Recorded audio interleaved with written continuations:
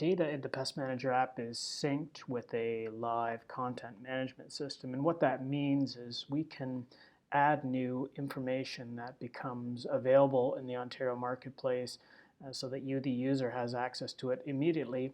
Or if you, the user, find mistakes and errors or things in the app that just aren't clear, we can revise that or correct it and make it more clear. And there's a couple of ways that you can do that. Anytime you close the app and open up the app, it automatically looks for new data in the content management system and syncs it automatically.